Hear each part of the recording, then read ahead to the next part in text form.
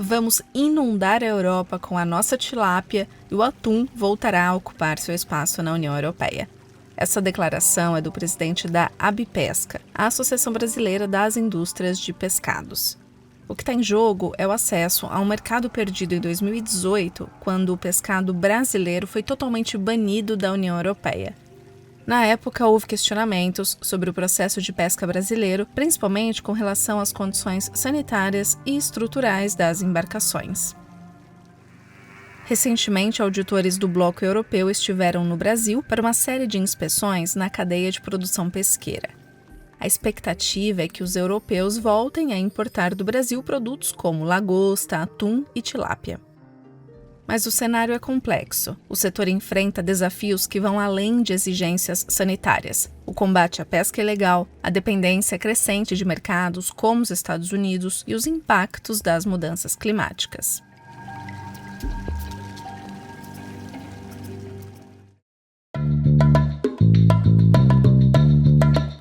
Está no ar o DW Revista, podcast produzido pela redação brasileira da DW e publicado todas as sextas-feiras no YouTube e em plataformas de áudio como Spotify. Eu sou Fernanda Zolini, falando de Bonn, na Alemanha. No episódio de hoje a gente vai entender por que o pescado brasileiro está fora do mercado europeu há quase uma década e quais são os desafios e as chances de reverter essa situação.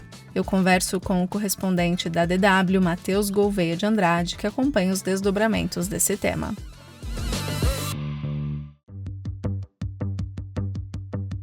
Neste mês de junho, auditores da União Europeia percorreram diferentes estados brasileiros para analisar os sistemas de controle e a rastreabilidade da produção pesqueira destinada à exportação. Isso porque o pescado brasileiro está fora do bloco europeu há quase uma década.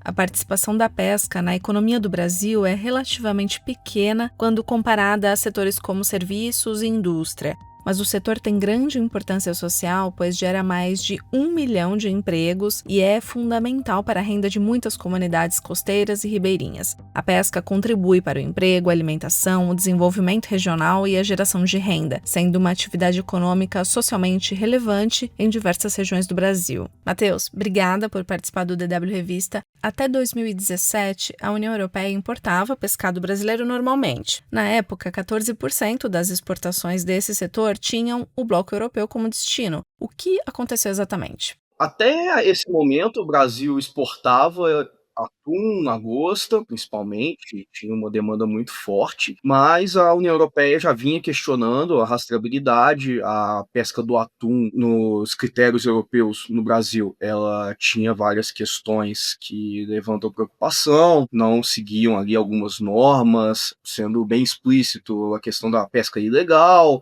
também ali algumas embarcações que não tinham as mesmas condições de mostrar rastreabilidade, ou seja, onde o peixe foi pego, qual temperatura ele foi armazenado. A pesca de atum, às vezes, ela leva dias no meio do mar, então os europeus eram preocupados com isso. Quando chegava, realmente o produto, às vezes, ele não era qualificado da melhor maneira, então ele perdia valor de mercado. Então, é um problema que vem de muito tempo e que em 2017, ali com um efeito prático em 2018, no final das contas, a União Europeia decidiu por acabar com essas importações. Mas antes do banimento oficial pela União Europeia, o próprio governo brasileiro se antecipou e decidiu suspender as suas exportações de pescado para o bloco, certo? Exato. Quando a União Europeia começou a questionar, o governo brasileiro entendeu que aquilo provavelmente ia acabar em um banimento em algum momento e decidiu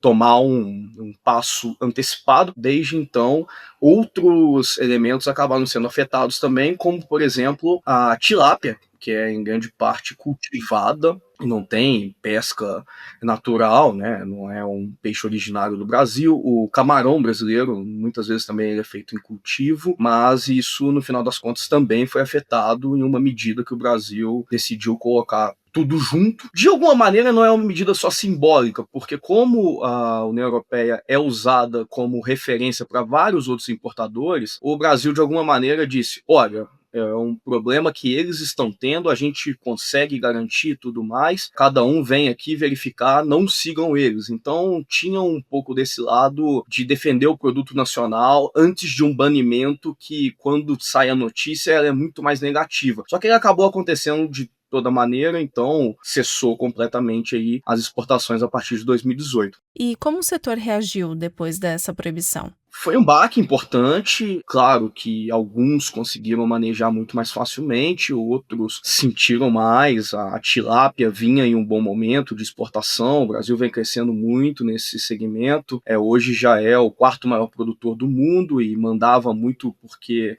é um peixe que a sua pele é muito usada no meio de cosméticos, a Europa consumia muito isso. Outros foram mais bem acomodados, né? A lagosta, você tem aí um mercado muito ampliado para os Estados Unidos, que são hoje o grande consumidor da lagosta brasileira. Foi um impacto forte, mas que depois de alguns anos o Brasil conseguiu acomodar e vinha sem grandes problemas num cenário que era aumento de exportações para os Estados Unidos e uma presença maior do mercado asiático. Até que veio 2025 e essas medidas tarifárias do Trump, especialmente no mercado de lagosta, realmente geraram um temor muito grande e uma pressão para a abertura de novos mercados, o que também ganhou um impulso com o acordo da União Europeia com o Mercosul e que tarifariamente tem tudo para ser mais favorável. Em 2025, o mercado brasileiro de filés e outras carnes de peixes congeladas movimentou quase 200 milhões de dólares. Mais da metade desse valor teve como destino os Estados Unidos. Matheus, não é de agora que o Ministério da Pesca e da Aquicultura fala em tentar reabrir o mercado europeu. Dá para dizer que o temor em relação às tarifas impostas pelos Estados Unidos e também o acordo entre Mercosul e União Europeia funcionam como catalisadores e ajudam a explicar essa rodada de auditorias agora? Tem dois grandes catalisadores, né? As tarifas e o acordo da União Europeia, que principalmente o setor de tilápias acha que pode ganhar muito espaço lá com isso. E agora com esse potencial medicinal, que o Brasil avançou muito, tem todo esse tratamento que está buscando usar a pele de tilápia para poder fazer transplante de pele, algo que muita gente acha que pode ter um potencial e seria uma grande exportação do Brasil também. E o outro fator também é que o Brasil quer apresentar melhoras, principalmente na pesca da lagosta, que as práticas melhoraram, você tem vários sinais de avanços, relatórios indicando isso. O Brasil tomou uma série de medidas em termos de defesa, em termos de fiscalização. Ano passado você teve operações gigantescas de captura de armadilha, né, que é o que está muito ligado com a pesca ilegal. Algumas questões de rastreabilidade. Isso divide opiniões, tem gente que acha que ainda não é suficiente, já outros elogiam, principalmente essas medidas aí com relação ao defeso que vem sendo cumpridas. É algo que o setor quer apresentar ao mundo. Lembrando que o defeso é o período durante o qual a pesca de determinada espécie é proibida. O objetivo é proteger a reprodução e manter a população de peixes em níveis saudáveis. E no caso específico da lagosta, o Brasil adotou outras medidas que são bem interessantes também, para você garantir o período reprodutivo desse animal, ele só pode ser capturado a partir de certo tamanho. Então, a ideia é que lagostas menores, que ainda não tenham atingido a maturidade sexual, tenham de ser devolvidas ao mar, para que elas possam pelo menos cumprir o seu período reprodutivo, e só depois de maiores elas sejam aptas ao consumo. Esses critérios eles são muito difíceis de serem cumpridos rapidamente, assim. Por exemplo, você em teoria não pode pescar com rede, que é a forma mais efetiva de você retirar a lagosta, que é um animal que normalmente vai estar ligado a pedras ali. Então você retira e junto dessa rede você vai capturar os animais maiores, que vão ser os exportados, mas também menores. E o que a gente ouviu de relato é que muitas vezes esses menores não são devolvidos ao mar, então eles podem vir a ser vendidos no mercado interno, que tem muito menos regulamentação. Então o ideal é você ir propriamente buscar o animal um a um, só que é muito mais difícil, né? E hoje, pelos relatos que a gente tem, essa pesca de lagosta já não é tão lucrativa. Então você imagina que às vezes a pessoa vai ficar dias dedicada a isso, vai conseguir tirar poucos animais. No processo inicial de venda, sem os intermediários e tudo, o preço da lagosta não é alto. É óbvio que sim, se você for comprar uma lagosta, né, para comer em São Paulo, comer na Europa, nos Estados Unidos, é caro, mas no processo inicial, no litoral do Ceará, no litoral do Rio Grande do Norte, os pescadores não recebem tanto, então eles tentam maximizar o lucro tirando o máximo de animais que eles podem, e muitas vezes isso não é com as técnicas mais adequadas para a manutenção do estoque. E no caso da lagosta vermelha, há registros de que o Brasil chegou a perder 80% da população. São medidas importantes, que foram muito celebradas, mas que na prática, né, o que eu ouvi, inclusive, da professora que acompanha isso, são um pouco para inglês ver. Mas já no caso do atum comercializado principalmente para sushi e sashimi, a Europa não é tão dependente assim da importação.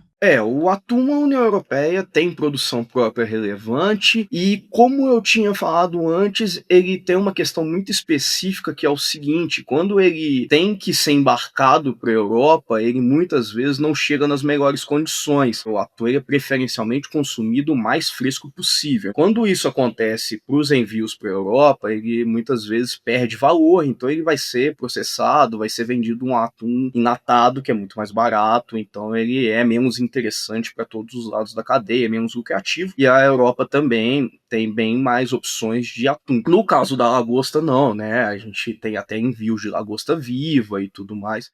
No geral, o setor de pescado está otimista com essa auditoria, porque olhando para o contexto recente, como a decisão da União Europeia de restringir a importação de outros produtos brasileiros como a carne de boi, dá a impressão de que o barco não está muito para o nosso lado, né? Então, tem uma divisão grande. O pessoal do cultivo, que aí entra a tilápia, tá bem mais otimista, porque eles acreditam que as práticas melhoraram, que eles têm condição de apresentar rastreabilidade. E faz sentido, né? Se a gente pensa que o grande problema da União Europeia é essa questão da pesca ilegal e de você não conseguir garantir a origem, e isso afeta especialmente o pescado que vem do mar, é compreensível que eles estejam mais otimistas do que quem vende atum, do que quem vende lagosta. Mas essa questão da carne é bem interessante. Eu ouvi gente, sim, dizendo que já havia temor de que essa questão dos antimicrobianos pudesse afetar o cultivo.